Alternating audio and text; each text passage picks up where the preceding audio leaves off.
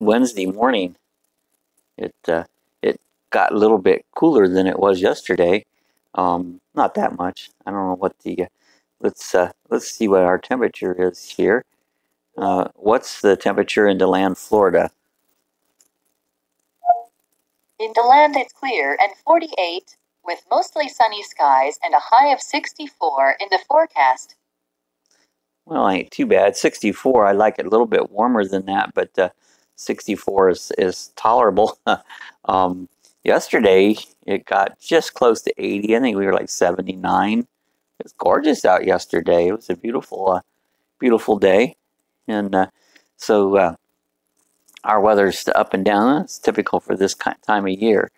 You know, it'll the weather will go up and the weather will go down, and but we like it warm.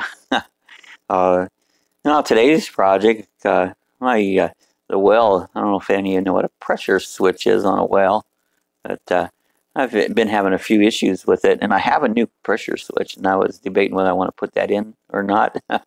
I can put it in. It's not real hard of a job, but you hate to go monkey with it. If you mess up, then you ain't got no water.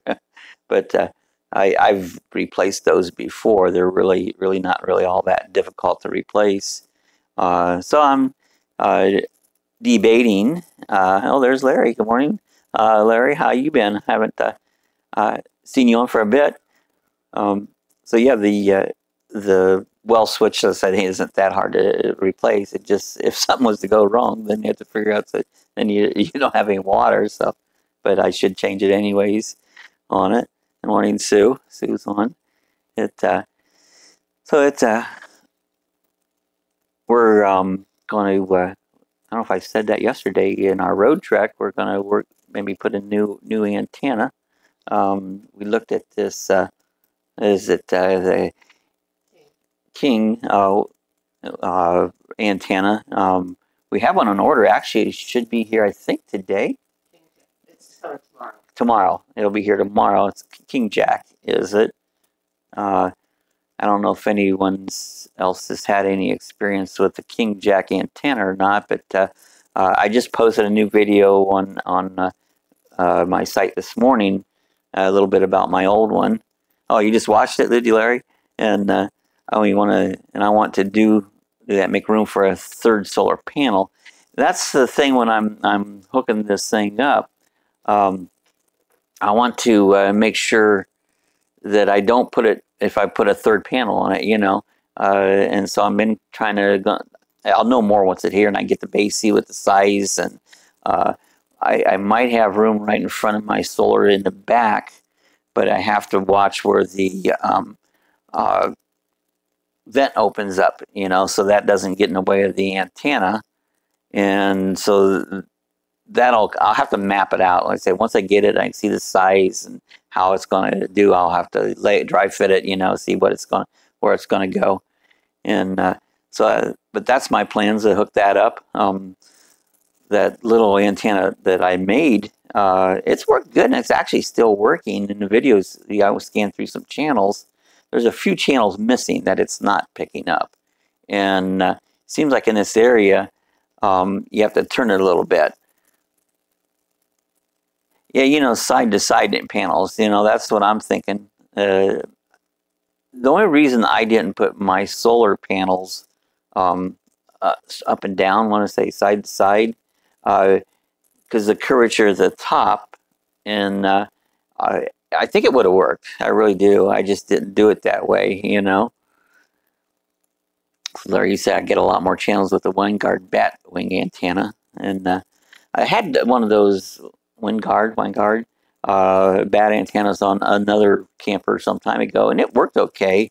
But back then, it's been a while, and that was still when we were in analog, and of course now everything's digital, and so it's a little different. The idea of this one, I didn't have to crank it up and down. It stays up all the time, and it looks like when you turn it, to turn your direction, that this antenna is a lot easier to use. Sue will be using it more than I will, and it'll be much easier for her to turn it around. Where, if I remember right, the old WineGuard, you had to kind of pull down on the thing and then move it around. Oh, you made the same type of antenna I did, installed it in my attic for home. You know, it works good. Um, that one, it just kind of been outside in the weather. I noticed there's a lot of rust and corrosion on it. And, you know, I could redo it again. But um, one thing that happens is that one, I have it mounted on the back door. And we use our camper a lot at the RC flying field. And I'll get in and out of the back, and every time I do it, Sue's watching TV, it changes the direction and she loses her signal for a second. So not a big deal, but it'd be nice that I won't interrupt her. Or sometimes I just want to leave that door open for a while, and I would mess up her signal. So you know, that'll be a plus. This was an upgrade that back when we had first gotten the road trek that we hadn't. We were doing other things, and at this point, this was working. This was kind of I figured, a temporary thing anyways. And now we just got to the point that I was just ready to put a regular antenna on it, you know. The drilling down through the roof is always it's like, oh, wow, I'll put a great big hole in my roof. Well, hopefully it'll be all right. I've got Dicor. I got the tape. I'll put tape around the bottom of the plate and put that first down, and then I'll seal all around the edges with Dicor on it. And I use the Dicor on my solar installation, and I use these little rubber mollies that you had to boot like 3/8 hole or something. You drilled the hole, you put the molly down in, and then it squishes it and tightens it. But then I put Dicor around each one of those as I put it down in the hole, and I haven't had any problems, leakage or nothing. Yeah, I know you don't like to put any. You hate to put holes in the roof, you know. The HBT tape would be a great idea, you know. And I've seen videos people use it with no problems. They will put that tape down. It'll hold really good. The main thing is make sure you get a clean surface when you go to put it down. That way, you know, you get a good bond to it. So yeah, that's the way. And I've thought about that too. You just hate drilling holes in a roof, especially a roof, you know, on it. But you know, they do it all the time. ALM Solar uses HBT. They use that for their panels. So, and then I say it's effective. It works. You know, it's been proven out so that you can use the tape and it works just fine. You know, on it. So yeah, that's so we'll see that that'll antenna will come. Like I said, next couple of days. I'm gonna try to do some video of it doing an install on that, and I might make a couple of videos of that. We'll see how that works out. Removing the old antenna and then installing a new one. It might just make one video on it. I hadn't done too many road trek videos recently because I keep running out of subjects. You know, it's like, okay, now what can I do? I do a video, you know, all the time, but it's not always a road trek video. You know, so you know, hope to do some more of those. Need to go out and spend a camping weekend. You know, your 50-watt install is doing great. Yeah, keeping your house batteries charged this winter, and they do. You know, they if I'm not using the camper for a week or two, it's got the batteries topped right up, and you just can't beat solar. It's really the way to go. Our RC flying field, well, it started out, I had solar in my van. People were interested in it, and because we have lithium-ion LiPo batteries we use in the model airplanes and the racing quads and that. And so our flying field has kind of like two sections. There's a section where most of the airplane guys go, and then there's another section for helicopters and drones. And I do more drones and helicopters than I do airplanes. You need to clean off your camper today and get the snow. Yeah, I bet you all that snow, it's good to get it off, you know. So anyways, we decided to put a solar panel down on we call it the helipad, you know.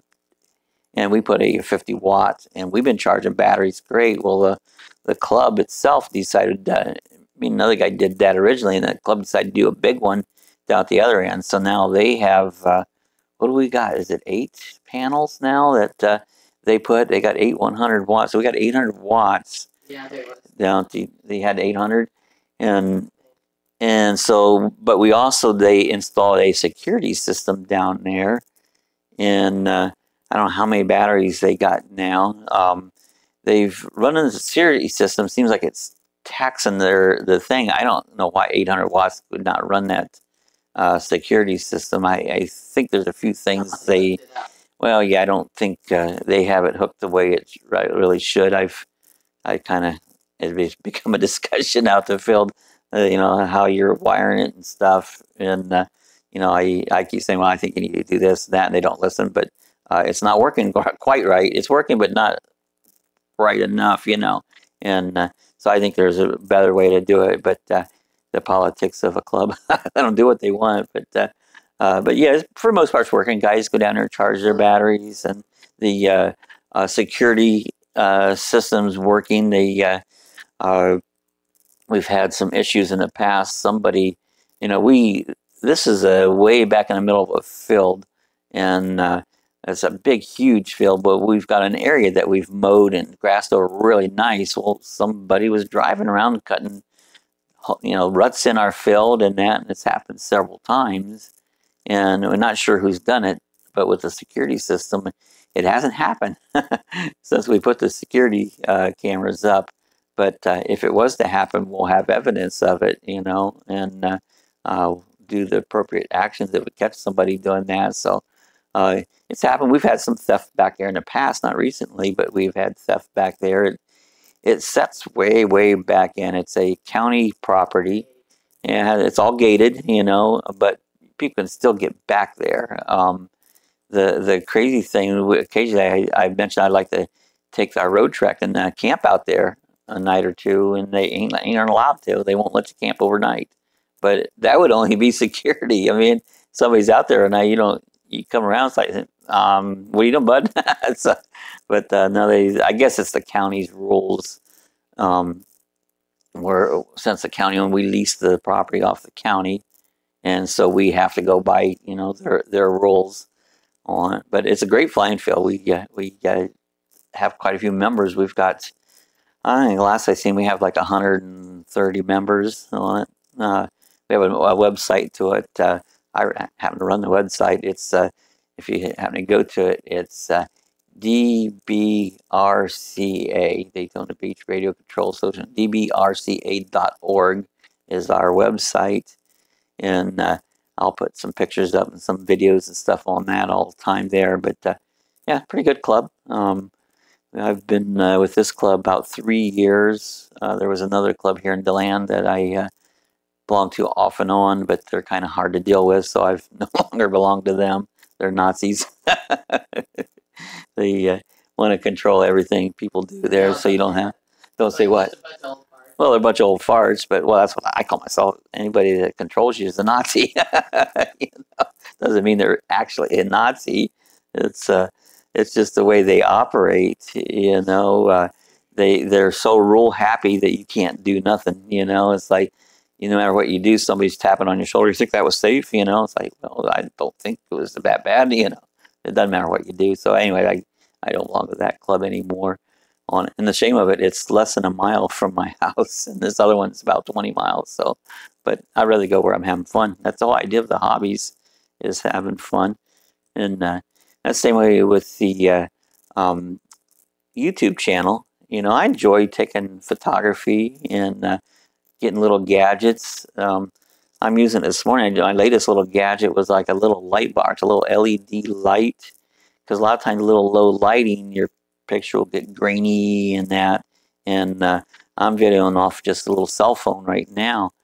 And with that light on it, I think I get a better picture. It wasn't very expensive. Got it off of Amazon. And I have links below all this stuff that I play with there to Amazon. And but yeah, I like to play with things. And YouTube made some changes recently. They do, if you notice at the beginning, you get an advertisement. Well, what that is about is if you allow them to put a little ad at your thing, they'll, what they call, monetize you. You'll get tiny pennies they'll pay you. And it takes tons and tons to mount to anything, but eventually, in due time, you know, you could maybe make $100, maybe in 6 months, you know. But they just recently changed it. And it used to be you had to have like what was it, 10,000 views and 100 subscribers, and they just changed it. Now you have to have 1,000 subscribers, and I think it's 4,000. I don't know if it's hours, minutes, 4,000 minutes of views. That's no problem. I can get that, but I've only got like 180 some subscribers, so they're going to demonetize my channel. And you get used to getting a couple bucks every 6 months. You can buy little toys to go with your channels. 186, thanks, Larry. And so now I need 1,000. So I need subscribers. Because this. So as it was, I think they said February 20th is when they'll demonetize the little channels, and you'll no longer get a little payback for your channels on it, and it's going to take a long time to get to 1,000, and that's not really the reason I do the channel, but it was kind of nice to get just a little help, buy some little cameras, little things there for your channel there, but that's going to go away, and so anyone watching that, if you're not a subscriber, do me a favor, hit the subscribe button. That would help me out a lot. Or tell your friends, everybody hit subscribe. So, let's get a subscribe campaign just to get me back up to 1,000. And plus, I enjoy people watching my videos. I like to make the videos just if I can help someone out, do a little project. Sometimes it's just fun. It's also a log. I try to do one every day. And it's kind of interesting. You can go back and see what you did a year ago because you had a video log, kind of like a diary, and that's fun to do too. So that was the main reason I started this. But then I discovered if I do other things, maybe I can. I watch a lot of how-to videos on YouTube if I'm going to do a project. I said like this well, I went and put a new pressure switch on it, and I looked at a couple videos last night. People have put up on how they do the installation. It helps tremendously. When you're doing a project on it. So, I said, well, why not when I do a project, I'll film that, and I could possibly help someone else put a project together, And so YouTube's is quite a good platform, to go with. And usually I'm up early in the mornings, and so just recently I started trying to do one, like a morning chat every morning to just maybe try to build up a base. People come on, and I think I said that yesterday. It's like a couple old guys sitting around the coffee shop and just chatting in the morning, having their coffee and that. And so that's what I was trying to establish here in these mornings. Once in a while, there's some mornings I go out early and do things. I don't know if I'll make a chat that morning or not. So you watch a lot of. My wife is at work. That's cool. Yeah, and when me and Sue are both retired, and we watch. Well, we can stream YouTube videos right to our television. We have a nice big screen TV, and you can cast them to there. And I'll set up like a playlist and watch all kinds of different videos. We actually probably watch that as much as we would regular television. Because it's things that you have of interest. It's not just shows, Some good shows, but a lot of them aren't so good. And I like to learning things, One time we was watching these trains in the wintertime, and the trains, I think a lot was up in Switzerland, and going through the Alps, and the trains going through the snow, and it was like a live feed, and it was really interesting. You didn't watch it for hours, but yeah, it's like Sue said, there's tons of interesting things on there. Norway, that's what it was. Trains were going up through Norway, and was watching the trains make their daily run and that, and all the beautiful scenery and that. And a lot of times, maybe you're not paying. Let's go to Norway. It's too cold. I'm not going to Norway. A lot of times you're not paying a lot of attention to it, maybe doing something on the computer. Oh, let it go. That's what it was. Okay, sorry. Sue said, I thought she said, let's go. Let it go. What was that? Frozen, the Disney movie, Frozen. Let it go. That was in Norway on it, yeah. And she also said, I'd never mind the cold anyway. I did. We just got over our one cold spell, and it's like, I'll tell you what, I don't know how I ever lived up north. We were down like 27, maybe 26 one morning. I did one of my videos with an experiment the night before, and it was going to get cold. Took a little glass and filled it full of water, and set it out on the deck just to see what it would be like in the morning. And it was solid ice. It was froze solid. And a lot of times you think, well, Florida ain't going to get that cold. Sometimes it does. As a rule, it's not usually. This has been probably one of the worst winters in Florida since I've lived here in 20 years. Um, there was another one that was pretty cold that I remember a few years back, but this one's been awful cold. Um, that's not why we moved there. So my dad would do that when I lived in Fruitland Park. Yeah, go out there and put. It's fun, just like get to actually see that it is that's that cold out. Um, I see up north when it gets like way below zero, people will take a pan or pot of hot water, and they throw it up in the air, and it just vaporizes, into nothing outside. Yeah, not in the house. Well, you could, but yeah, outside. Throw it up in the air, and it just, did that. So you never had frozen water and lived in a tent. I've never had water well freeze up, and my pump sits right outside in the yard. There's no protection. There's not even a pipe wrap or nothing on it. And I've never had it freeze up. Years ago, when I first moved down here, my dad came down and he did a lot of plumbing work, and he was amazed. He couldn't believe all the wells on the outside of the ground, because up north everything had to be buried like 3 foot to keep it out of the frost level, or it would freeze. And then sometimes pipes have frozen here. You'll get cases where you'll get a little frost, but rarely do we get it over 2 or 3 hours that we have below freezing time, and it's usually not enough to break a pipe. But I'm sure it has happened. I remember several years ago, and it really wasn't that cold. There was a couple out here on the St. Johns River, and the St. Johns River has all these little tributaries that goes off on it. And if you get out there in a boat, you can go up into one of those tributaries. They go way, way, way back in, and you can get lost. Well, a couple got lost back up in there in a boat, and they actually froze to death. I don't know exactly froze, like hypothermia sets in, and they died. And you don't think of that in Florida, that someone could actually freeze to death. It doesn't seem like that equates, but it can happen on it. So we do get some cold weather on it.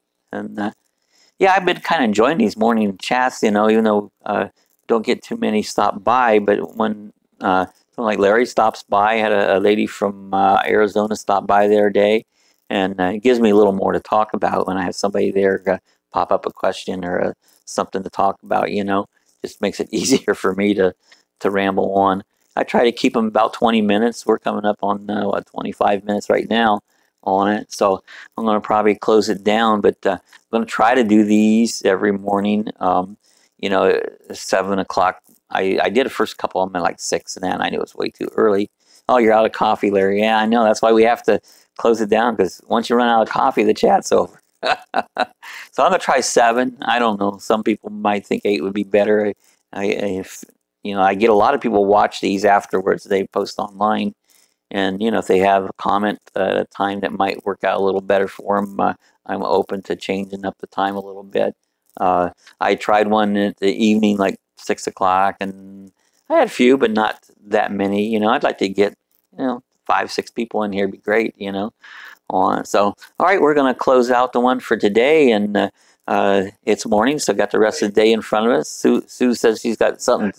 She has a question before we close it down, and says, "What are you guys going to do when your wife? What was Larry going to do?" I got a notice on the pop up my screen. It happened to be sitting here. Yeah, I shared it with the road trip groups this morning too. So Larry, Sue wanted to know, do you guys have any plans when your wife retires? What are you guys going to do when you're retired on it? It'll be a really neat change of lifestyle, because you both, will be free every day to do whatever you want to do. the first item is a cruise out of Long Beach in April. That'll be fun. That'll be a great, in April will be a good time to go on a cruise. So that'll be a fun. Now Long Beach is that, so you got to fly out there.